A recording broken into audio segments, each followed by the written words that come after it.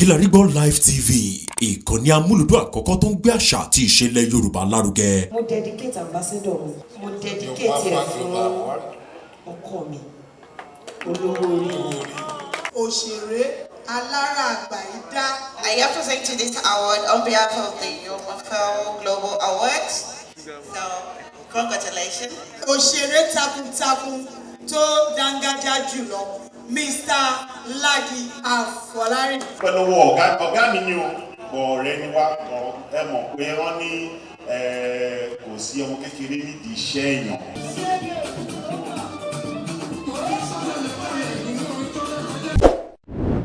Kilarigbo Live TV.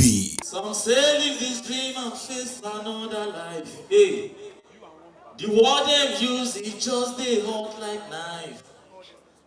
But I love music like husband love his wife. Are you ready now? My time to come is just quarter past. Hey. Thank you, DJ Shebaby. Hey, I will give. Who is not giving up tonight? On that thing you are doing. Hey, you call me Mr. Spencer. Three. Times are hard, and it's sad. They do me bad. Some say I'm hard. Hey, for many years, been singing nobody here.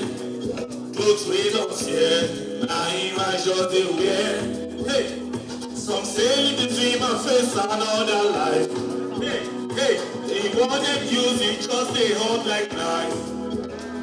But I love music like husband love his wife.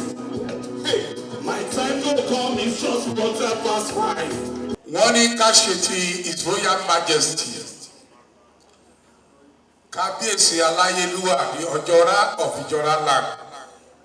Mo fi tọwọ́tọwọ́ pé gbogbo àwọn olóyè tó wá ṣàṣojú kábíyèsí kọ́ máa gbáradì nísìn àmàṣe àbáṣe tán Shebaby àwa padà sórí stage.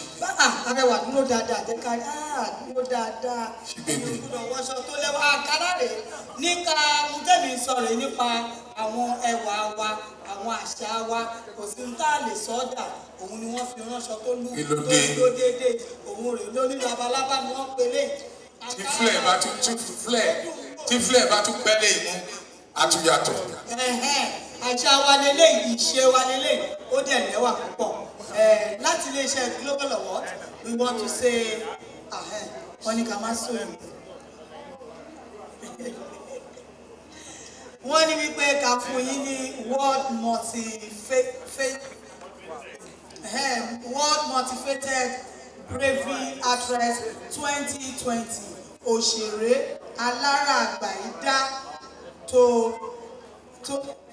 pèrègèdè lọ. Ẹ bá mi ṣáwọn látẹ̀wọ́ tó rinlẹ̀. Oya bá mi ṣe òjẹ́ kí gbogbo ayé rí. Àwọn ènìyàn afẹ́kẹ́ máa túbọ̀ máa tẹ̀síwájú nínú gbogbo mèremère ní dídára tẹ̀ ń ṣe. Mo fẹ́ fi àsìkò yìí dúpẹ́ lọ́wọ́ Yomafa àwọn pé ẹ ṣe tẹ̀rántí mi sí rere ní inú àwọ́ọ̀dù mi. Ètò ṣé mo lè sọ English jẹ́ ẹjọ́. Oṣù ló lọ ọmọ school. Yàtọ̀ sí yẹn, àwọn òpin Yorùbá náà. Yorùbá lè kò yí sí. Yorùbá yìí. Àwọn àtàkà ìrẹ̀kẹ́ oníbùdó wà. So it's a huge privilege for me to be amazed. Men and women of substance and caliber, dignitaries from different fields of profession, icons and dignitaries all over the world. Yeah, I am presenting this award on behalf of the Yomafa Global Awards. So, congratulations.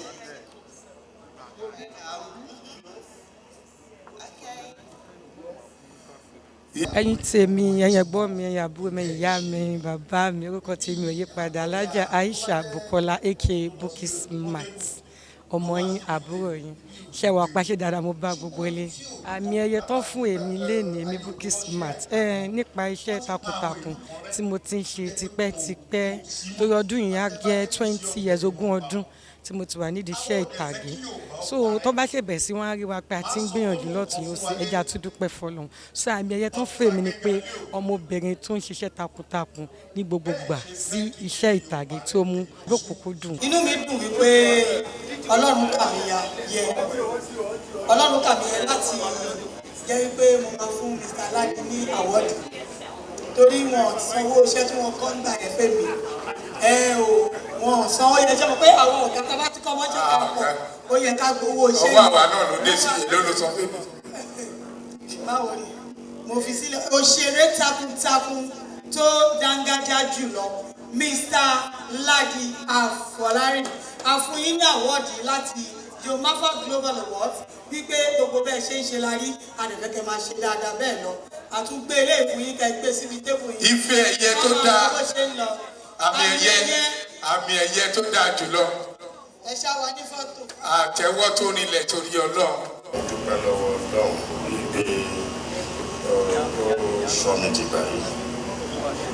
mo dẹ̀ dúpẹ́ lọ́wọ́ àwọn fámìlì mi náà ìyàwó mi àtàwọn ọmọ pé wọ́n gbà mí láyè láti lọ máa sùn ta nítorí pé ọmọ àsùntà làwà a máa ń lọ káàkiri obìnrin tí ò bá tẹ̀ ní sí òru máa túká náà ibi wọn tẹ aláwọ̀ mi kí n máa ṣiṣẹ́ fi mo dúpẹ́ lọ́wọ́ bọ́ ọpẹ́ mi pàtàkì ó wá lọ sọ́dọ̀ ọ̀gá wa director Yomafa Global Award ṣẹlẹ̀ ìgbà míì ó lè mọ ẹgbẹ́ òtítọ́ báyìí so àwọn èèyàn ló máa jẹ́ pé ó mọ̀ òtítọ́ báyìí fẹ́ni tí ò ń gbéraga o because apọ̀ tá à ń ṣe eré orí ìtàgé so réètì ni tí wọ́n bá lè wò ṣùṣù láàrin gbogbo ẹ̀yin tẹ́ wà yẹn pé mo fẹ́ fi nǹkan báyìí tẹ́ ẹ lọ́la so mo dúpẹ́ lọ́wọ́ Ọlọ́run pé wọ́n rí mi. ẹni tó kàn báyìí àwọn ni màmá wa Hajiya Bọ́lá Músè. Hajiya Bọ́lá Músè jẹ́ obìnrin takuntakun nípa wípé tí a bá ń sọ̀rọ̀ nípa pé à ń kó ẹrù wọlé à ń kó ẹrù jáde ẹrù gidi ni o àwọn ẹrù tó jẹ́ pé ìjọba mọ̀ sí wọ́n kàwé rẹpẹtẹ àwọn náà ṣiṣẹ́ kó tó di pé wọ́n wá dá iléeṣẹ́ sílẹ̀ iléeṣẹ́ tí wọ́n dá sílẹ̀ pọ̀ ṣùgbọ́n ẹ gbà mí láàyè láti dárúkọ ìkan iléeṣẹ́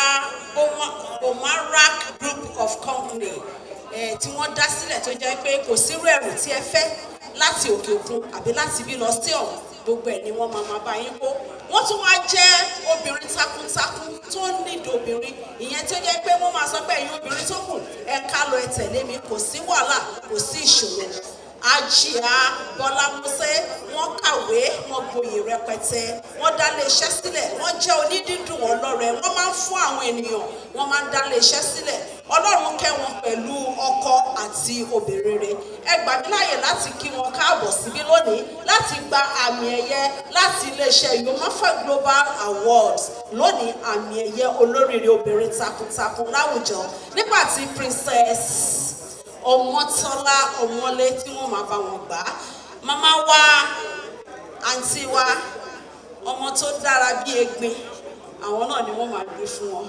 láti iléeṣẹ́ Yomafa Global Award àgbé ilé ìwà fún iṣẹ́ takuntakun tẹ́ ń ṣe inú mi dẹ́dùn jẹ́ ń dúró dáadáa ẹ máa ya fọ́tò ẹ̀tẹ̀ bá ti ráwọ̀ obìnrin tá a ti ń ṣe nǹkan rẹ báyìí ẹ̀wọ̀n wọ́n tẹ̀ máa kàdùn ẹ̀yìn náà ti mọ̀ pé obìnrin lè ṣe jù bẹ́ẹ̀ lọ àwọn aládùúgbò yìí sí àwọn obìnrin ogun àníkà gbé fún yín láti ṣe ìdúpẹ́ ńlá lọ́wọ́ yín ẹ ṣe wá dúpẹ́ má. orúkọ mi ni Princess Ọmọtọ́lá Ọmọlé ẹ má bínú pé Yorùbá mi ò sáré ìfọdà mi Yorùbá ò mọ fún mi pẹ́ on behalf of Hajiya Bọ́lá Músè mo máa gba wọ́ọ̀dì fún mo dúpẹ́ lọ́wọ́ Yomafa Global Award We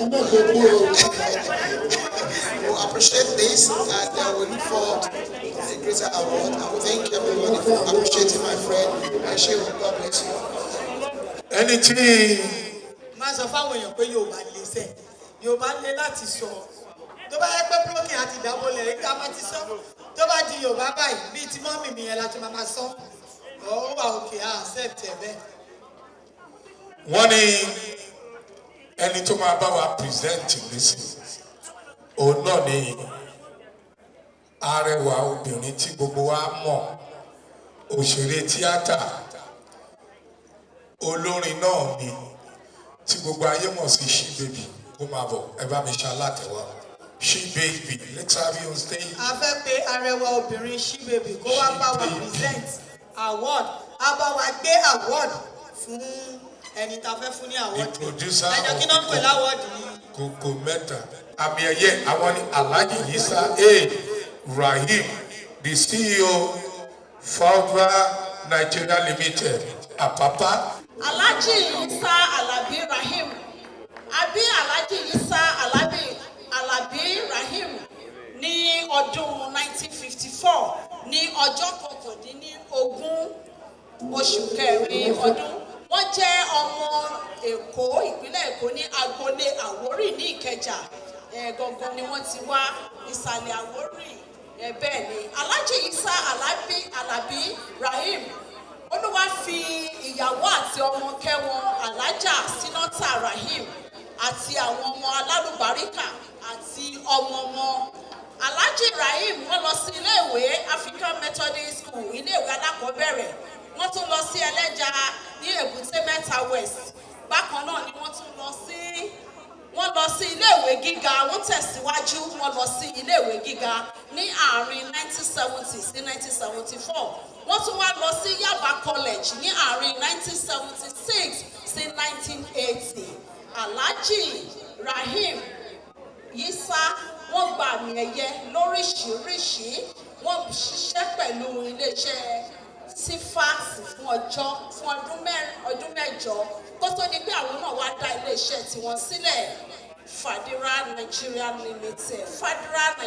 Limited kó tó ní pé wọ́n dá sílẹ̀ ṣé àwọn ẹgbẹ́ kò sí nǹkan tí èèyàn lè jẹ́ olóòótọ́ fún láyé tó jẹ́ pé òun náà lè ní àlùbáríkà níbẹ̀ nígbà tó tún yá wọ́n gba àmì ẹ̀yẹ lóríṣiríṣi bákan náà ni Alhaji Isa Alabi Rahim ni wọ́n tún gba àmì ẹ̀yẹ nípa pé à ń ṣẹ̀sìn mùsùlùmí ẹ bá mi kí Alhaji Isa Rahim káàbọ̀ sí Yomafa Global Award ti 2022. Báwo rí bá wa bá ti ríra wa èdè tó jẹ́ tìbílẹ̀ la máa fún ṣọ̀yàyà báwo rí bá máa dáhùwẹ́ máa wó níbẹ̀ yẹn là ń wí ìyẹn ló ṣe déédéé tán fún mi wá èdè náà sọ bèbè o ìyẹn ló ṣe déédéé tán fún mi wá o ọmọ Àwórì yẹ̀yẹ́ o kẹ́ máa ṣe dénú. Ẹ káàbọ̀ sáàrin wa sà ẹ ṣe tí ẹ jẹ́ wa láti iléeṣẹ́ Yomafa Global Award a fún yín ní àmì ẹ̀yẹ yìí ẹ dẹ̀ ṣe fún gbogbo iṣẹ́ ìbíbí tí ẹ̀ ń ṣe ní orílẹ̀-èdè wa Ọlọ́run máa sọ agbára dọ̀tun ẹ ṣe àdúpẹ́ sà thank you so much. This is marvelous. The Almighty Allah in His mercy continue to elevate this country. Inshallah. Mo dúpẹ́ fún Ọlọ́run ọba. Gbogbo ohun tó bá tọ́ sí ẹ̀dá láyé bó ṣe lójú tó Ọlọ́run gbé lọ́wọ́ ni. Èyí tá a bá gbà lẹ́yìn kò ní jẹ́ àjẹmọ́. Ilé-iṣẹ́ yìí Ọlọ́run àtúbọ̀ jẹ́ ká máa gbòòrò sí i. Àánú Ọlọ́run àbọ̀ Ọlọ́run kò ní fi bọ̀ sílẹ̀. On behalf of my family and my company and my brother Marvin, I say big thank you to this company. Global Award, Yomafa, Global Award, Yomafa, Global Award, Yomafa, Global Award, Yomafa, Global Award, Yomafa, Global Award, Yomafa, Global Award. Yomafa, global award. Miss Yomafa.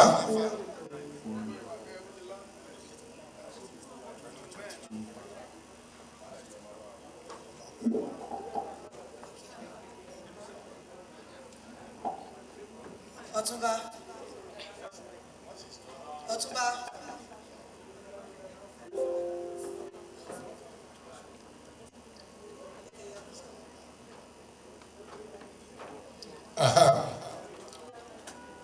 Thank you very much. On behalf of my Yomafa, Global Awards have been decorated. Thank you very much. I think we are good.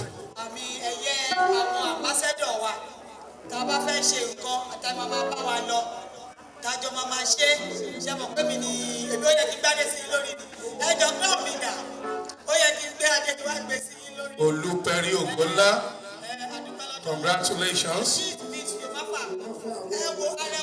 Yomafa Queen 2022.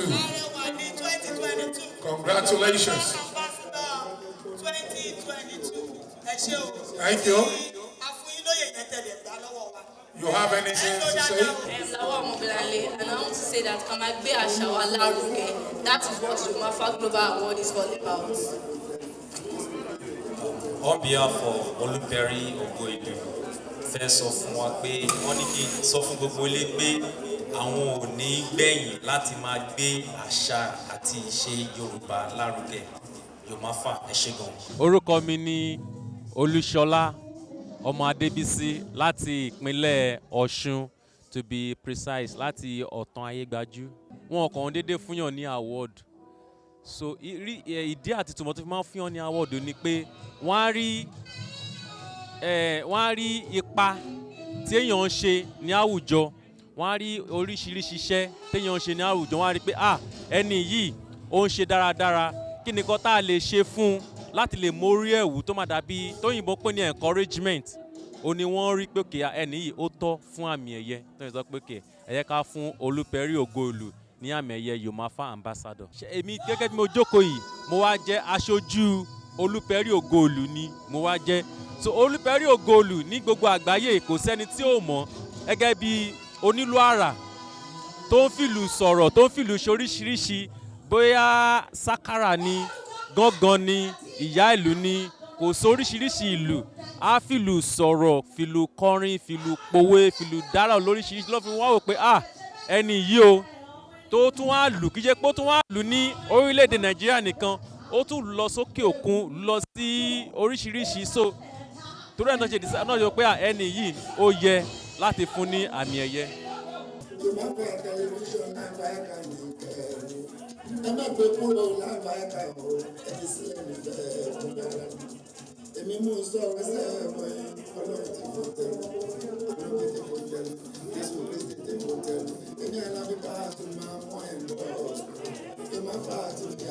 Mr. Maruf is being decorated by Yomafa Global Award, a life patron. Yes, Mr. Maruf has one or two things to say. Let's have you, sir. Yomafa Award was ever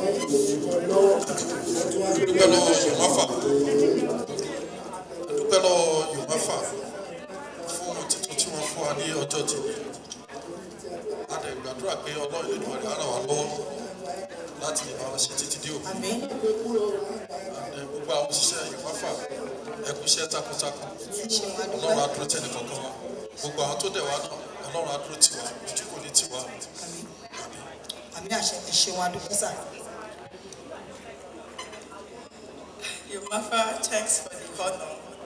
Anytime tí wọ́n bá fún yàn ní position kan, nǹkan tó mì ní pé more work. Bẹ́ẹ̀ni. And abẹ́ Ọlọ́run pé kó fún wa ní oore ọ̀fẹ́ àti ẹ̀mí gígùn láti lè support Yomafa pẹ́pẹ́pẹ́ títí pẹ́pẹ́. Àmín. àmì ẹ ṣe wọn dúpẹ́ ẹ bá wo ẹ̀rín wọn ẹ̀rín nǹkan tí mo sọ ẹ̀rín you have a lovely smile ẹ má bínú pé mo láti sọ lóyìnbó bí mo bí ṣe máa sọ Yorùbá ẹ̀ tó máa dùn dáadáa. Làwa Ọmọbọ́láńlé lorúkọ mi nípàdé tó wà lórí mi èmi ni mo crown as Miss Yomafa. Yomafa Global Award jẹ́ award tó máa ń fún àwọn èèyàn. Àṣà ìbílẹ̀ ni Yomafa. Àṣà jẹ́ nǹkan ìbílẹ̀ tí àwọn baba ńlá wa tó fi sílẹ̀ pé ká máa tọ̀. Ó jẹ́ ká rántí ilé, ó jẹ́ ká rántí ibi tá a ti ń bọ̀, ó jẹ́ ká rántí Odùduwà, ó jẹ́ ká rántí gbogbo ìṣẹ̀ṣe wa. Rárá o, mi ò rà ohun ọ̀dẹ̀ déédéé fún mi. Wọ́n rí i pé èèyàn tó tọ́ àti tó yẹ lọ fún ní àmì yìí. So èmi dẹ̀ ni èèyàn yẹn tó dángájá tó lè gbé àmì yẹn. Yomafa Global Award ti crown mi lẹ́nu as Miss Yomafa. Mo dẹ̀ promise láti máa gbé àṣà àti ṣe wa lárugẹ. Nǹkan tó lè ṣe láti máa gba irú àwọn àmì báyìí ni pé wọ́n máa gbé àṣà àti ṣe lárugẹ. Aṣọ tí mo wọ̀ yìí aṣọ ìbílẹ̀ ni kò ń ṣe normal jeans and top tí àwọn ọmọge máa ń wọ̀ sí. So kọ́ try láti máa wọ Ankara, lace, aṣọ òkè yẹn ló lè jẹ́ kọ́ fún wọn ní àmì yìí. Làwa Ọmọbọ́láńlé ní orúkọ mi.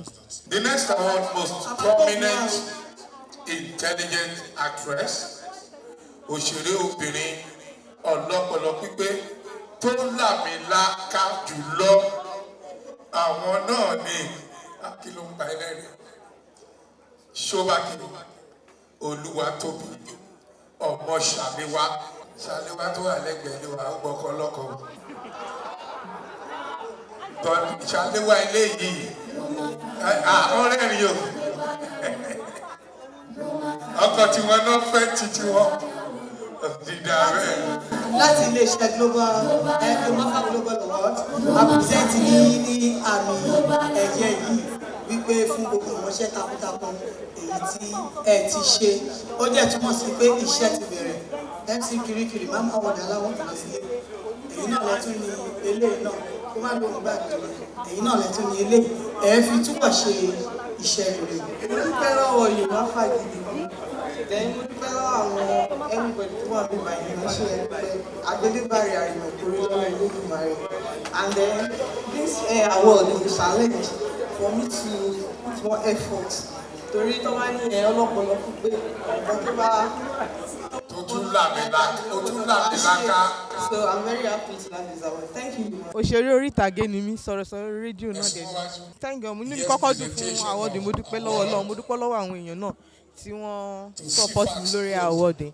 So although this is not my first award, mo ti gba award rẹ̀ gẹ́gẹ́ bí gbajúgbajà ìràwọ̀ obìnrin tuntun before, but this year mo gba òṣèré obìnrin ọlọ́pọlọ pípé jùlọ, so which I'm happy and hard work, iṣẹ́ takuntakun àti nǹkan téèyàn bá ń ṣe táwọn èèyàn rí òun ni mo rò pé ó bring àmì ẹ̀yẹ yìí wá sí ìta.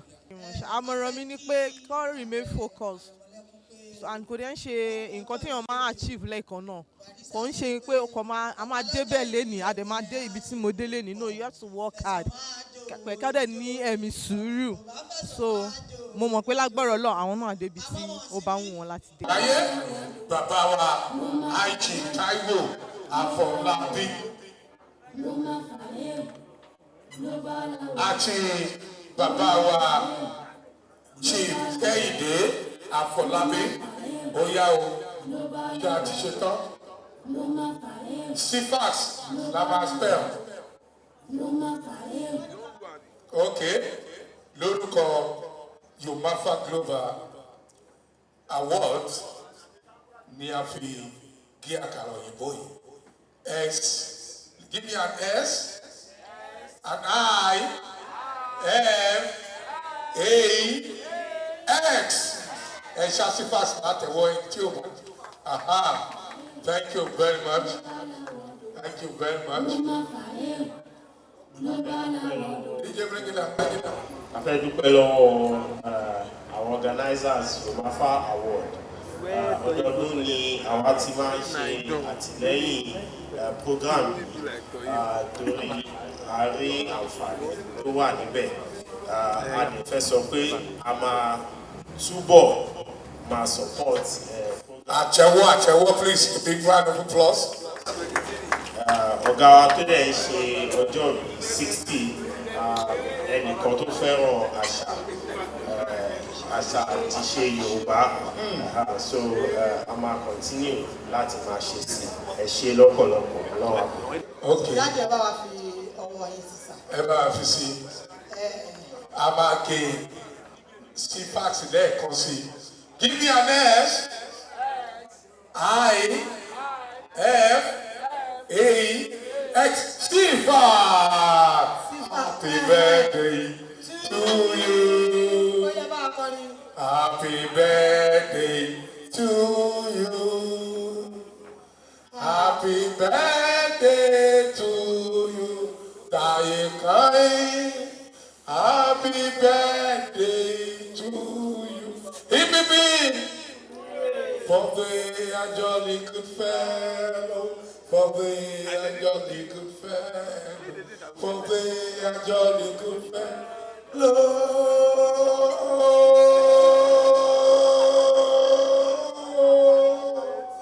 And so say all of us.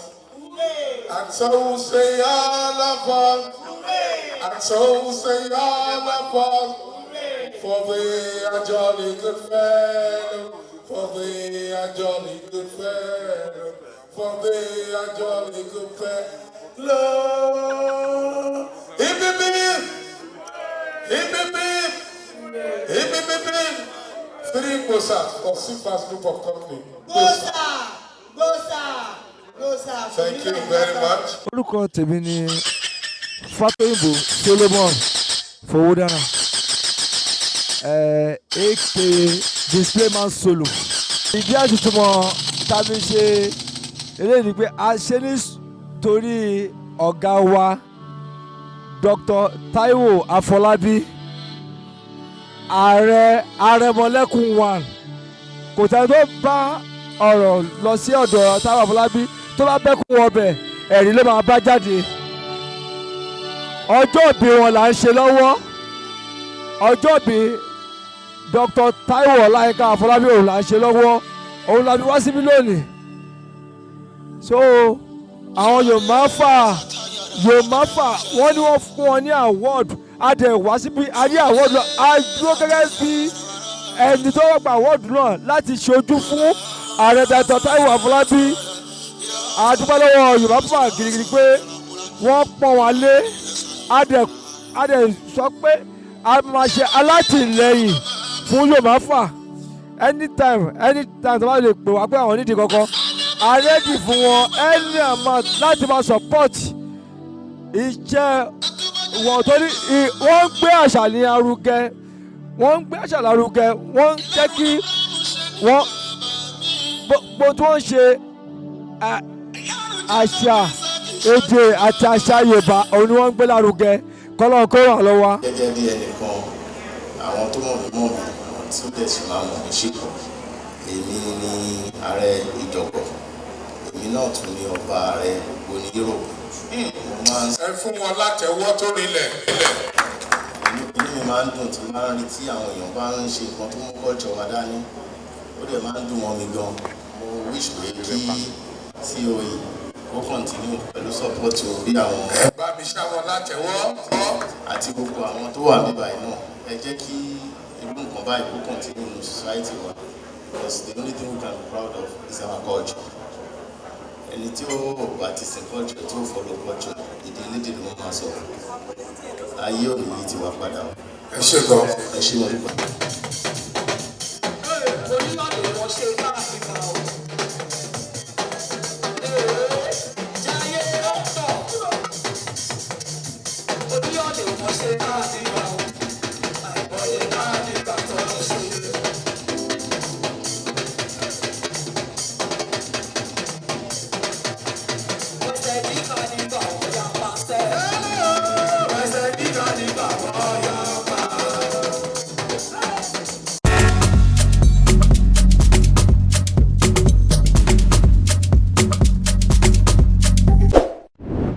Kilarigbo Live TV ìkànnì amúlùdún àkọ́kọ́ tó ń gbé àṣà àti ìṣẹ̀lẹ̀ Yorùbá lárugẹ.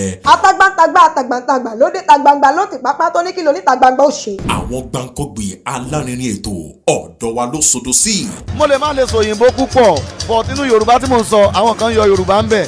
ṣe báwa náà kọ́ Ọlọ́run ọba ni kámú láti Kilarigbo Unlimited. Kilarigbo Unlimited ládùn ètò tí kò láfiwé. alárakúàrà. orí ètò alárakúàrà ní àwàyè lórí Kilarigbo TV. mo lo ata tomatoes àlùbọ́sà